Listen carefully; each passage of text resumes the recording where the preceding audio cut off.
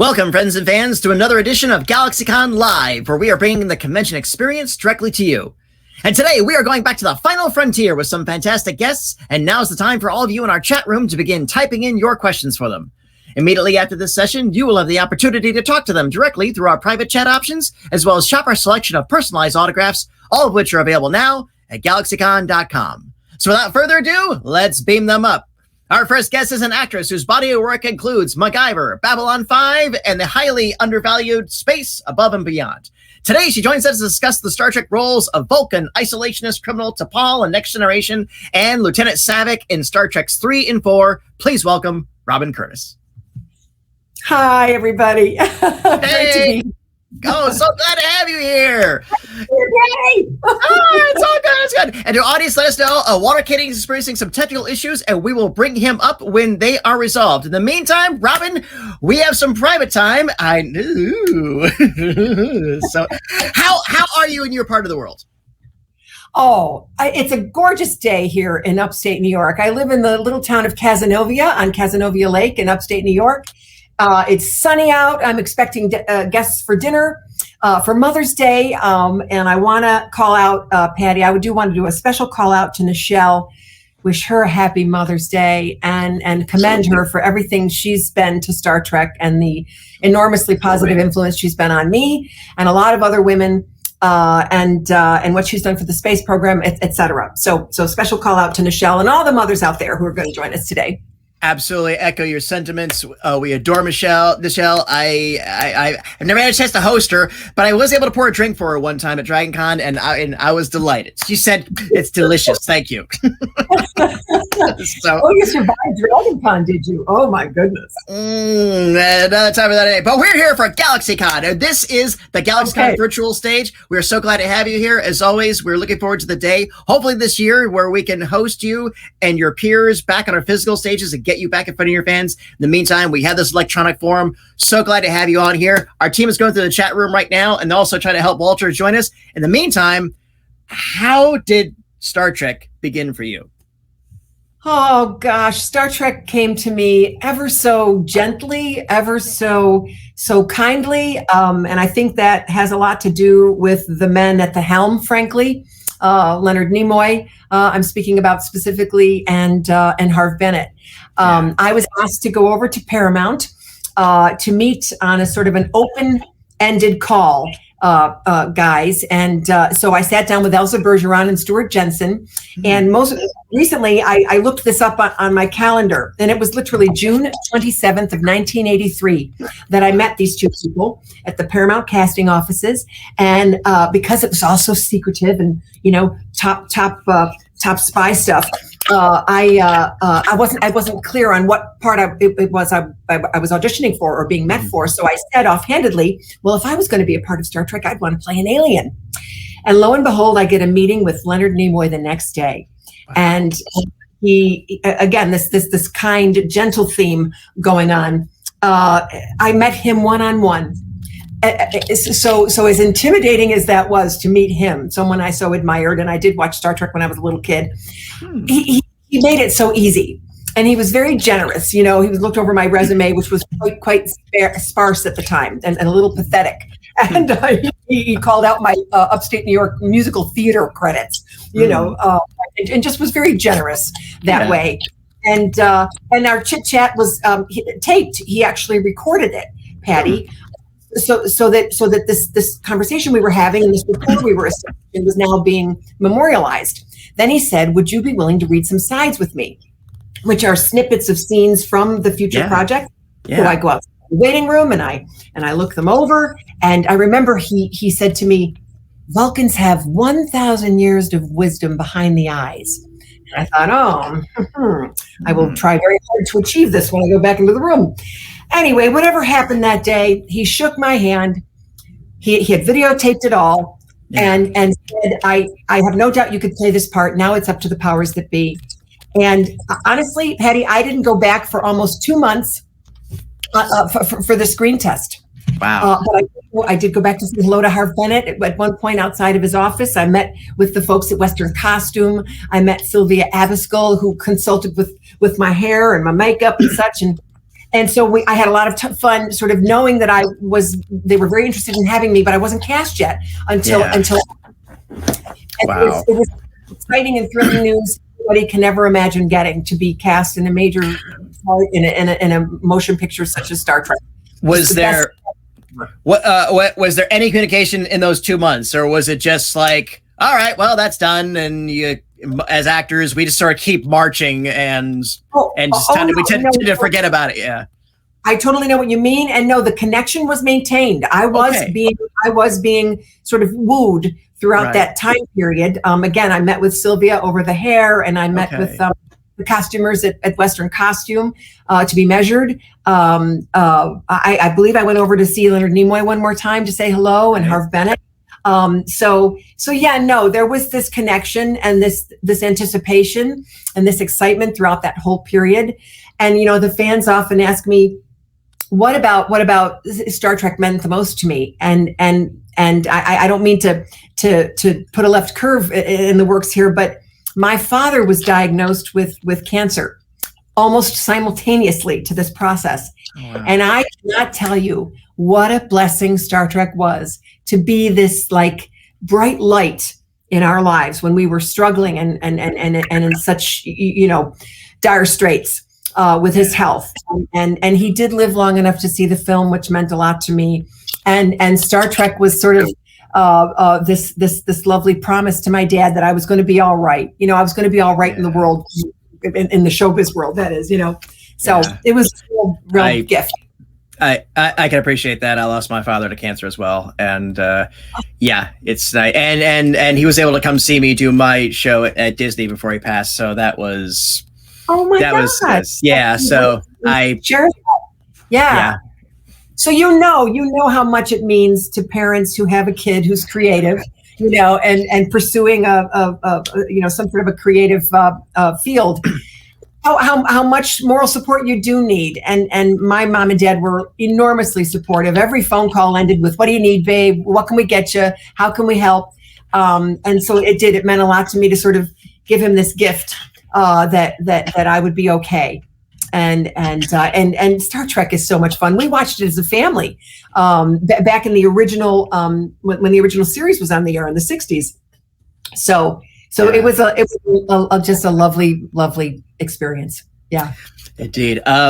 So during the filming of Star Trek 3, this was Leonard had directed television before up to that point, but I'm pretty sure this was his first feature film. What did you think of his directing style?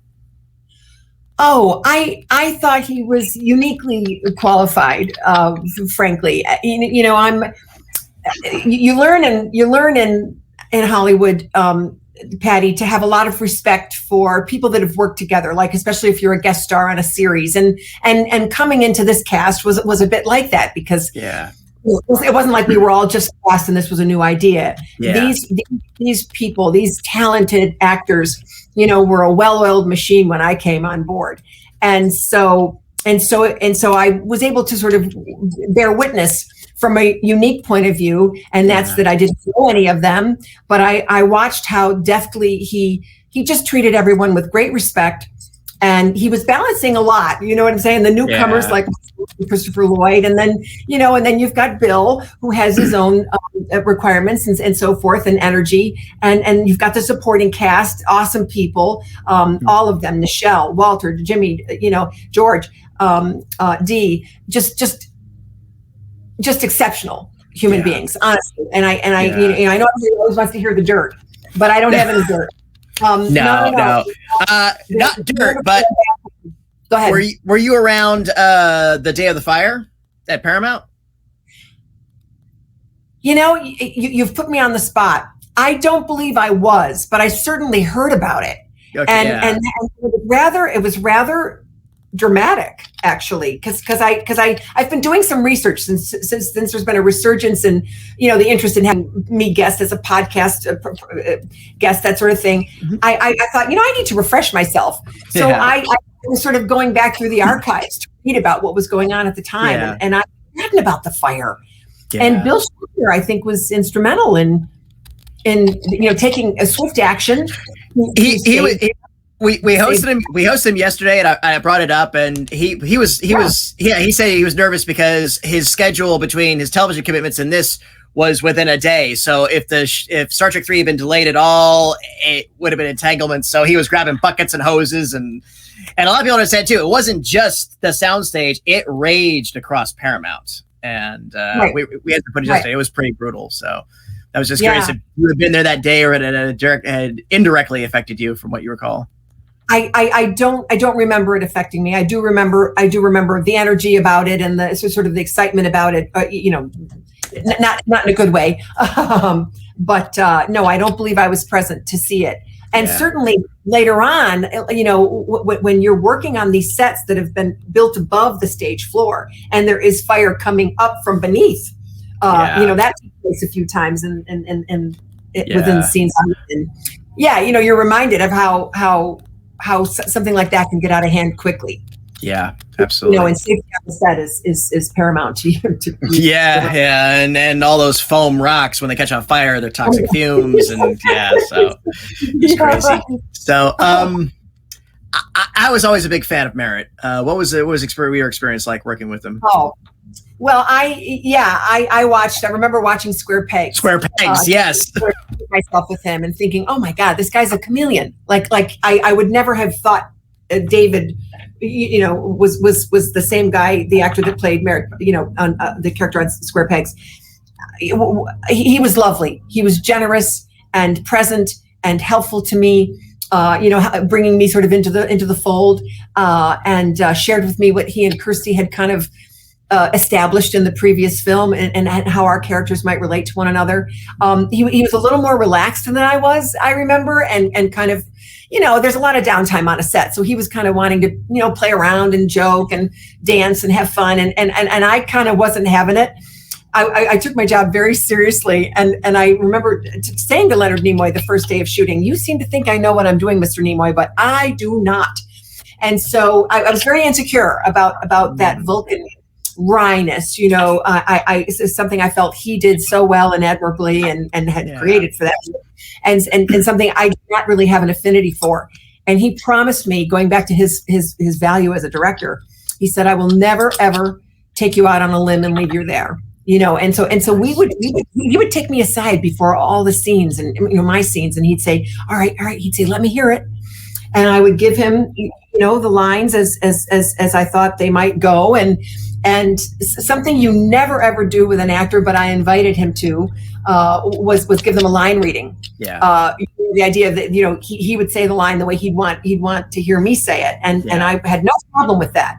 That didn't happen too often. I'm just pointing out the degree to which he knew I was an open, egoless, vessel, and I was willing to help him put whatever he needed into it for me to get where I needed to go. And line readings is a querulous position between actors and directors, and we could go into that way too. But I've always found that an actor is really just like, if I'm saying it wrong, give me a line. I don't care. What is this to? And he defines the mentality of the Vulcan. So you were getting it. You weren't getting as much you were getting it from the originator of that source. So it's like if William Shakespeare was right in front of you, it says, okay, how does Oberon say this?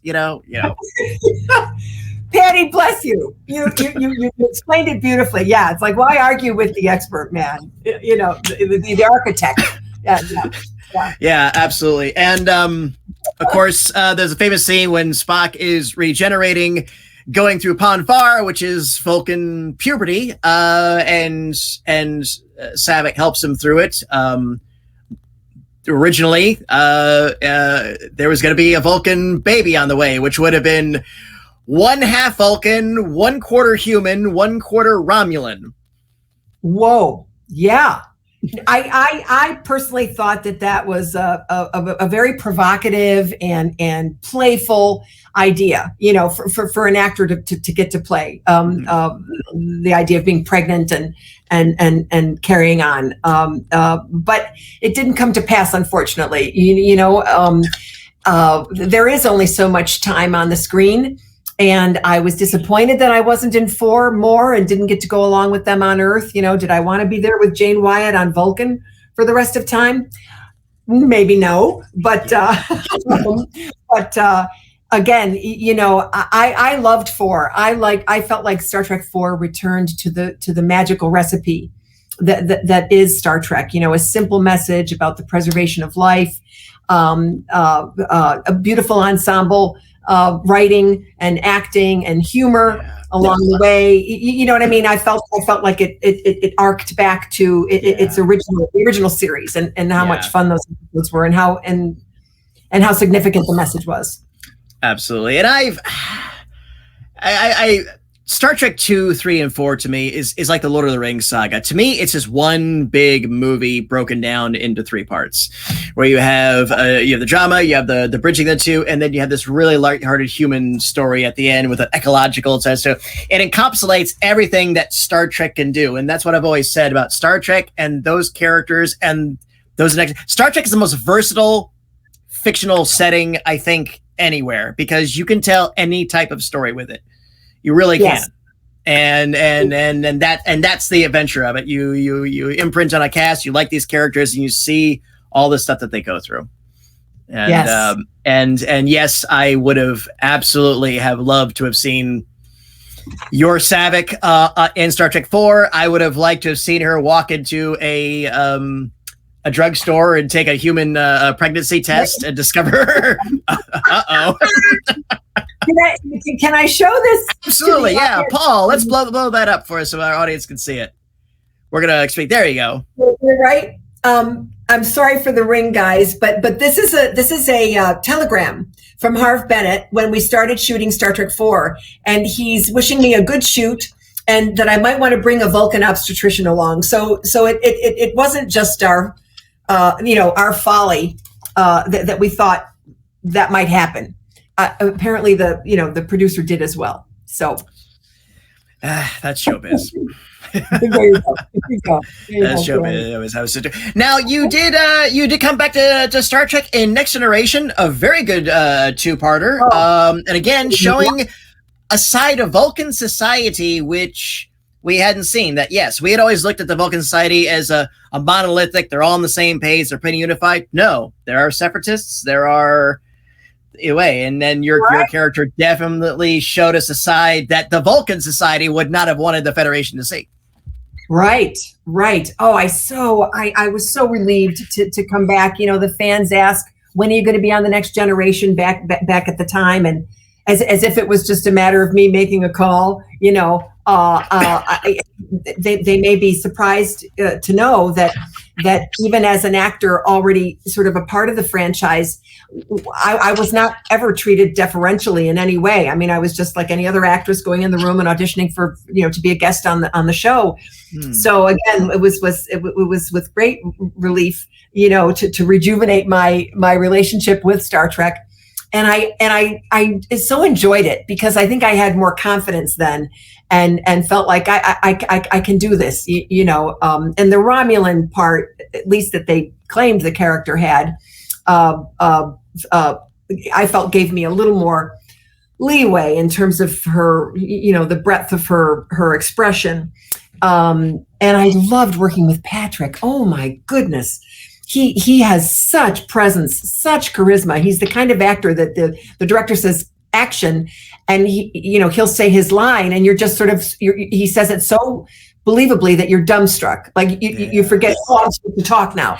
Yeah. You're listening to the audience. Like, oh wow, you're something.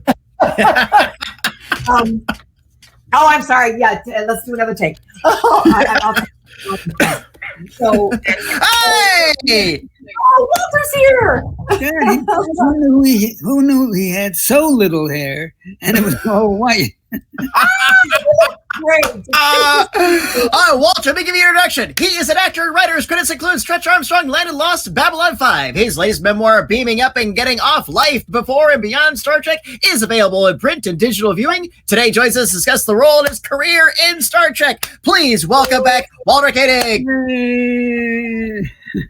Somebody has to shout out. Yeah. Great. Walter, thanks for joining us. How have you been? Can you hear me? Yes, sir. Okay. This is one of those times when I'll tell you off camera. I honestly, and it's not the virus, but it was mighty serious. But I'm okay. I'm totally okay. I can go out and run a quarter of a yard. I'm glad you're okay. Yeah. Hey. Well, Walter, we're so glad to have you back here at GalaxyCon Live. We had such a great time a few months ago talking about Babylon 5. So Robin and I have just been talking some Star Trek memories and other miscellaneous stuff. A lot of dirty things. You guys say a lot of dirty things. Oh, you know me, Walter. I'm so clean. Why would I ask? We're talking about this. Well, I'll tell you what. Now that you're here, if you guys want, let's just dive right into our audience questions, because I know we've got plenty from our audience. So if you're all game, let's go ahead and do that. Okay. All right. And this is our friend Lisa. She comes to all of our Trek events. She goes by #1 Trek Fan, and she wants to know, you both have characters with strong traits. How do you get yourself back into the role when you have? Was it easy or difficult? Go ahead.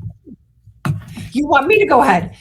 Well, I thank you for the question. And gosh, we were just talking about this a moment ago. Saavik really didn't have a chance to come back. I mean, other than to kind of put things at peace with her storyline. But I did so enjoy coming back and playing Talera on The Next Generation. Walter, I was so nervous the first time around all those many years ago, but then years later, when I was invited to be on The Next Generation, I felt a little more comfortable in my skin, and like I kind of know what the thing is, and I think I had so much more fun as an actor. But it's really been the convention experience that's been the most enduring and phenomenal, and I have no problem getting back into that role. Let me tell you. Yeah, absolutely. It's wonderful having a captive audience where they're almost mandated by the fear of corporal punishment if they don't laugh. You must laugh. These people are going to be here for at least another 12 minutes. I just push a button to answer your question. I have a little button in the back of my head, which I cover with my hair isn't thick, but it's long. And I have a little red button back here, and I push that button, and I'm Chekov all over again. And this is what you are.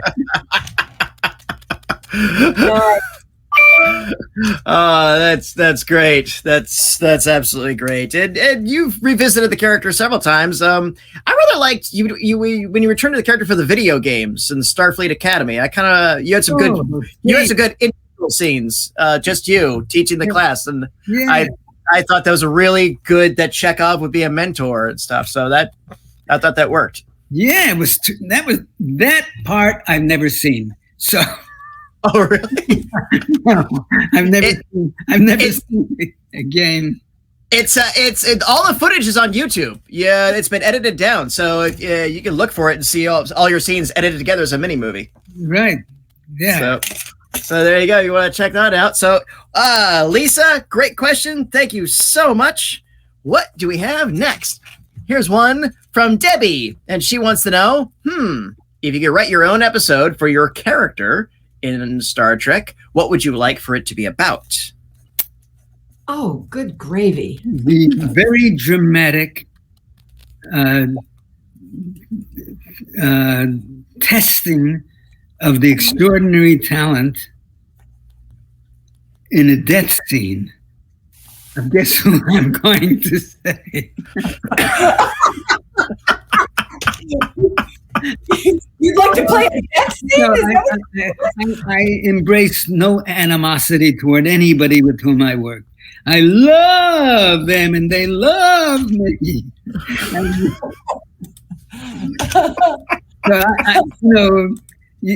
You can't build Empire State Building out of whole cloth, and if it ain't there on the page, it ain't there. So I don't even walk in that landmine. I don't fantasize about what Chekov would do if he had been given the opportunity. I know my place. And my place is way back there somewhere. But not in the hearts of fans. Okay. Yeah. No, I feel the same way Walter does. It would be silly and fruitless for actors to fantasize about, where a character might go, because there are so many obstacles in the way, and it really does. We don't get to determine that, and right. So it would kind of be you just don't let yourself go there. An exercise in futility. Correct. An exercise in futility. Yeah. But Debbie, thank you. I get it. I wish it were like that, but it isn't. Yeah. But I add with all due haste and enthusiasm that I've thoroughly enjoyed my experience. I ain't coming back in any form, unless it's going to be in alien garb. So I'm not trying to curry favor at this juncture. I just want the fans to know that I had a ball, and I was very lucky. And all of us, to some degree, I think you will agree, Robin, that the opportunity to work on that show, to achieve the acknowledgement and recognition of a huge fan base is part of what being an actor is about. So if I had to be stuck for 60 years, 60 years with one character, it might as well be Chekov as anybody else. Beautifully put. Beautifully put. Yeah, I didn't mean to sound ungrateful or like I have a high opinion of myself, and so I don't think along those lines. But like Walter, very often we don't, we take jobs because we're grateful to work. And and you look back over your career, you say, was I really utilized? Did any particular character that I was cast at use me up? Did I dig deep? And maybe you got to once or twice, and maybe it wasn't even in a half hour or hour show or a film. Maybe it was in a commercial. Exactly. Maybe you had something more gratifying on stage than you ever did somewhere else. But that goes without saying. All of it. Yeah. You're so grateful for every inch of it, and certainly this connection was something I couldn't have anticipated, and and has richly rewarded my life. People ask me, I'm sorry. No. Go, Walter. People ask me at conventions if it couldn't be Chekov in Star Trek, what part would I have loved to have played? And that it goes without saying that it's Deep Throat, Oh, baby. Waka waka waka waka waka waka. Debbie, thank you. Great question, and we're gonna move on. All right, first one from Lynn. Besides Star Trek, what other what other TV show or movie featuring science is your favorite? Either hard science or science fiction. Well, for a while I was listing 3 shows, 3 films. Not that I was in, obviously, but just that I was most entertained by. But 2 of the 3 are no longer as applicable and as current. Hello. What happened? What did I? Applicable is not a dirty word. I used to say Logan's Run, 2001, and the one with suddenly, as soon as I need to remember it, that's when it goes. With the one with Richard Dreyfuss, Close Encounters. Oh yeah. Of those 3, Close Encounters holds up best for me, even better than 2001. Because it's like Star Wars. Once you get past the special effects, the substance isn't there, and as bountifully as it is in other storytelling. But Close Encounters had the extraordinary feeling that I was watching something that could conceivably happen. It was totally a theatrical story, but it almost had this sense of a documentary, that if it were to happen, if we were to be visited, these are the circumstances, and this is how it would evolve. So every time I've watched that, I've had a really, really good time, and I think that remains my number one film. That's a great choice. Absolutely. I don't know if I have a phenomenal favorite necessarily. Science fiction is not normally something I gravitate toward, but I'm watching The Handmaid's Tale right now. I find that pretty interesting. The Leftovers, I enjoyed that. As soon as the special effects start, that's when I check out, to be honest. I like more human drama driven stories, but anyway. It's the aside to that, or the anecdote to that, no, it's not an anecdote, is we all know how many times George Lucas was turned down with Star Wars when he presented the script. That's because they were looking at the story. They weren't looking at the effects. They didn't see the effects. The reason why it did so extraordinarily well was the first of its kind. Of those proportions, that it was an extraordinary pyrotechnical experience. The story is about as simplistic as it can get, and the studio heads, having graduated from the mailroom, and this was a case when you don't look at the script for the story because it ain't on the page. It's in your mind. You have to be able to visualize a whole new environment of filmmaking, where you have these extraordinary, these new sensations, these visual sensations that we were not privy to before this enormous boom in special effects. So that's why Star Wars, and that's why 2001 was so successful originally, from my point of view. I mean, it was perhaps it was a little heavier material, and certainly gave us something to think about, and a world in the future which we could imagine. But the content, the focus was again on the extraordinary visuals that we had never seen before. Yeah. But Close Encounters was a story we could identify with. It was a human story in extraordinary circumstances, and what it's like. And I'm babbling. So anytime you want to just get really here. No.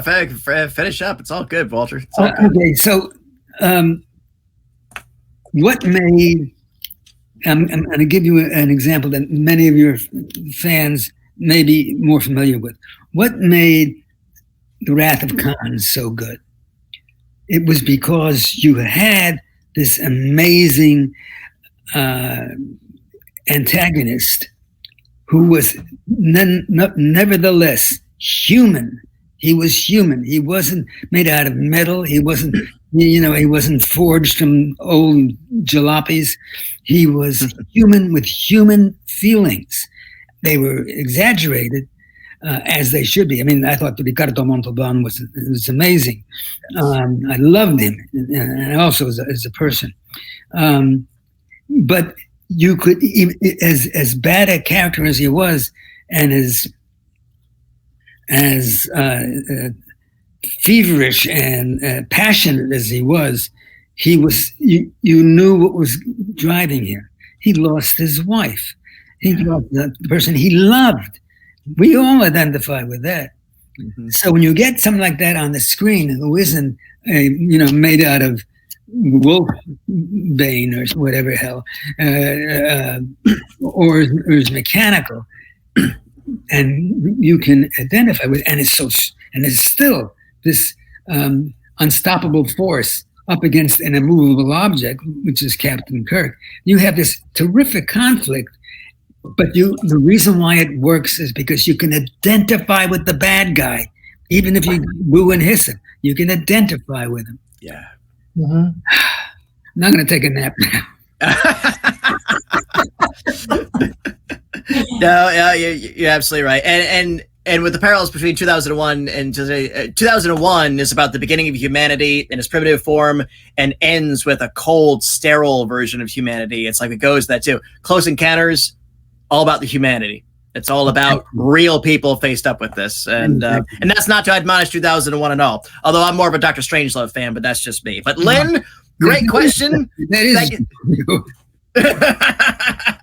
great question. What do we have next? And here's one from Kevin. Oh, would you want to explore space? And what would you like to do if you went up there? Go ahead.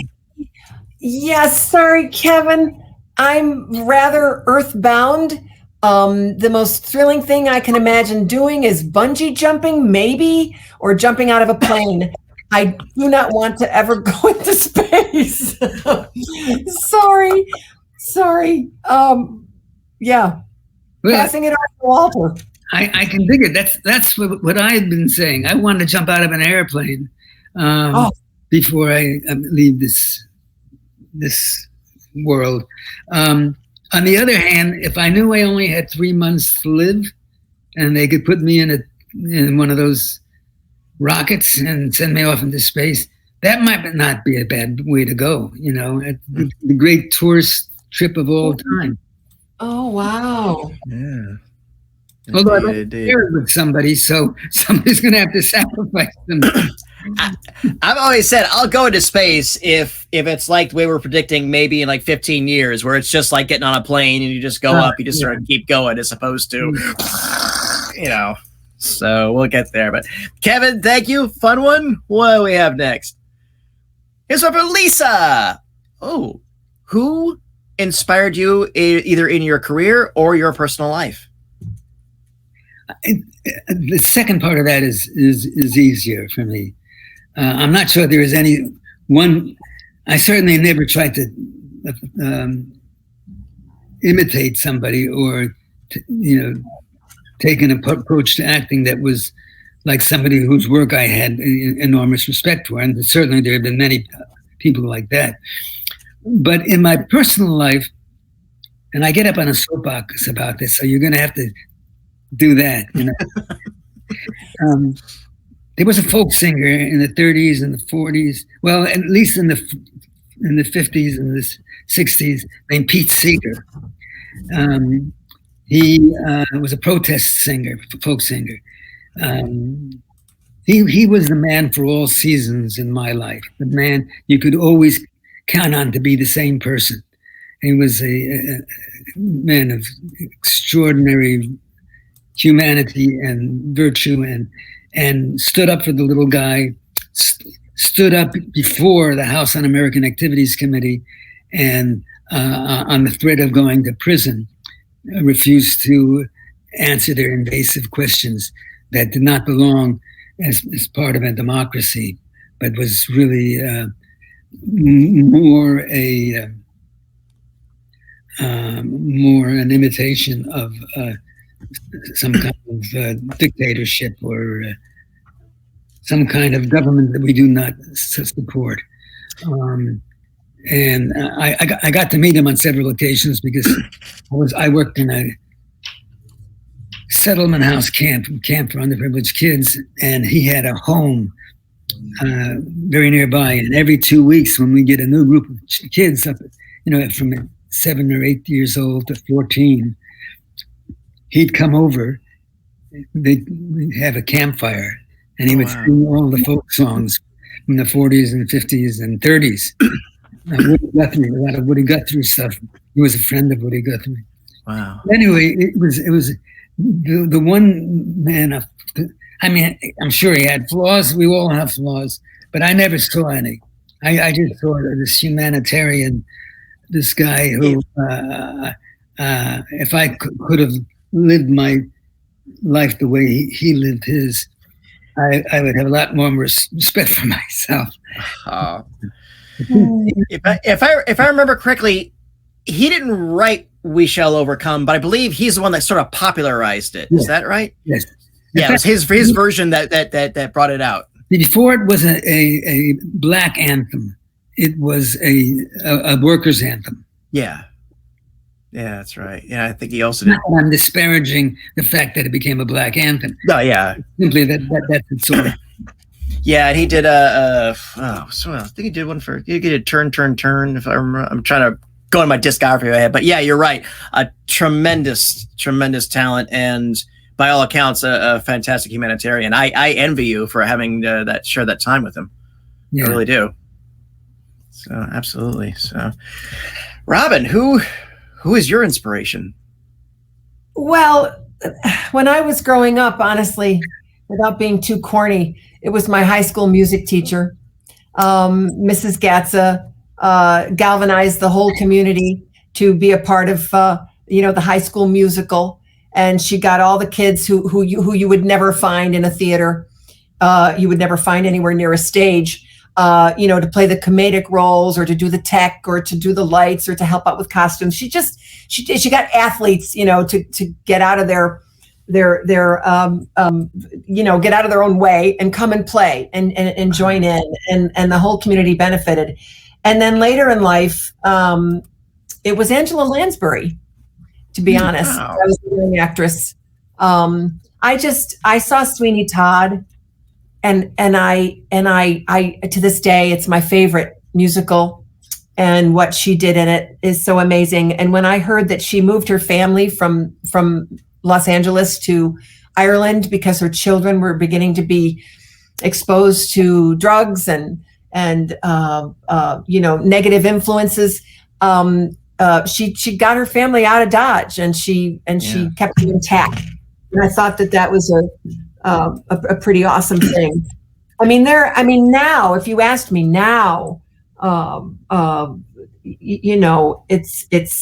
it's the people that are fighting the good fight. And I don't want to get, I have to be careful here. I don't want to get political, but there are a lot of people that I'm admiring in politics, some of our leaders who are trying to, mend this country and put things back together again. And in fact, guys, I really admire what a lot of our colleagues did recently. LeVar Burton and Kate Mulgrew and a group of them banded together with Stacey Abrams, to stand up for fair fight in Georgia. I really appreciated Chase Masterson and the work she does to sending the message, be kind. Whatever. I've always admired that right next to the whole concept of Star Trek, right behind it always came charity. A lot of the conventions were done to support charities. At least they were. Remember, Walter, in the old days, they were.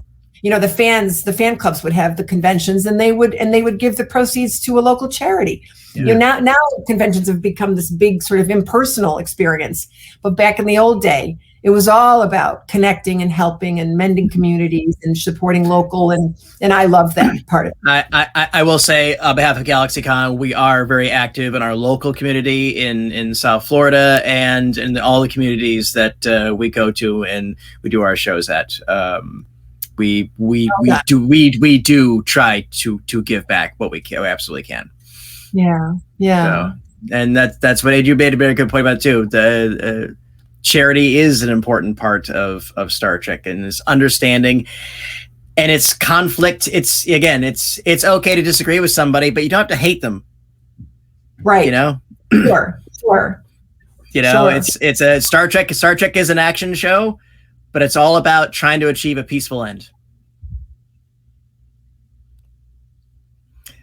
Mm-hmm. Yeah, fair enough about that. But it is fun. It is fun to shoot the phasers, though. You got to admit that. So, and GalaxyCon viewers, this has been my time with the cast of Star Trek, but it absolutely does not have to be yours. If you would like to chat with our guests like I have today, or purchase a personalized autograph, you can sign up at galaxycon.com. And while you're there, please check out our schedule of upcoming events like this one.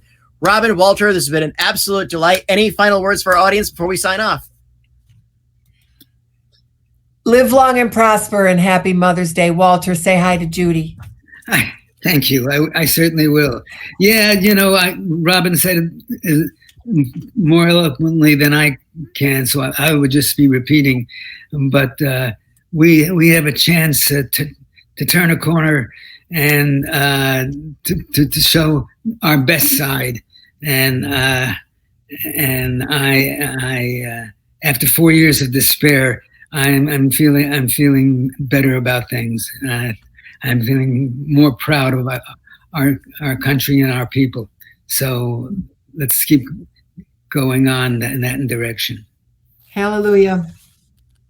Walter, Robin, once again, thank you for joining us on the GalaxyCon virtual stage. Thank you to our audience for joining us. Thank you for all those great questions. Hope to see you all again soon. Until then, bye-bye, everyone. Take care, and please keep washing those hands.